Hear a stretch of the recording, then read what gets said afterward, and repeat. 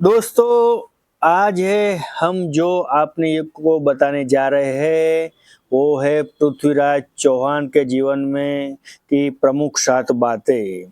तो पहले प्रारंभिक जीवन और शिक्षा, यानी पृथ्वीराज चौहान का जन्म 12वीं शताब्दी में अजमेर में चौहान वंश के एक शासक के रूप में हुआ था। उन्होंने छोटी उम्र में ही युद्ध और शासन की कला सीखी थी। कहा जाता है कि वे धनुष विद्या और शस्त्र संचालन में पारंगत थे। दूसरा, चौहान साम्राज्य के शासक, यानी पृथ्वीराज चौहान के बहुत ही कम उम्र में अजमेर और दिल्ली की गद्दी संभाली। उनके शासनकाल में चौहान साम्राज्य उत्तरी भारत का एक शक्तिशाली राज्य बन गया था।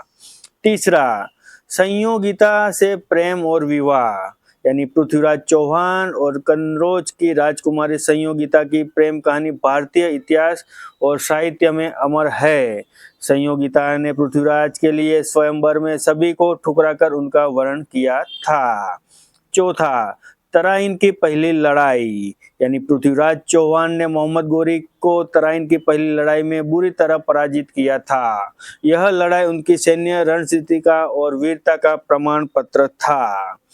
पांचवा, तराइन की दूसरी लड़ाई, यानी कि 1192 में हुई थी, वो है हालांकि उन्होंने पहली लड़ाई में जीत हासिल की थी, लेकिन दूसरी लड़ाई में मोहम्मद गोरी के साथ उनकी हार हुई थी।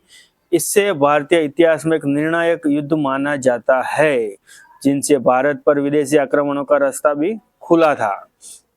छठा, पृथ्वीराज रासो और वीरता की गाथा, यानी चंदबरदाई द्वारा रचित पृथ्वीराज रासो में उनके जीवन और वीरता की गाथाएं लिखी गई है। कहा जाता है कि मोहम्मद गोरी का अंधा किए जाने के बाद भी उन्हें गोरी को मार गिराया था।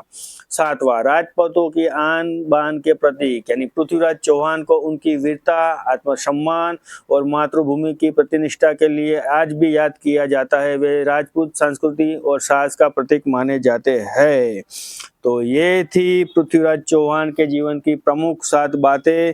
तो ऐसी बातें अगर जानना चाहते हो तो हमारी चैनल को सब्सक्राइबर करो, शेयर करो और लाइक करना ना भूले। नमस्कार।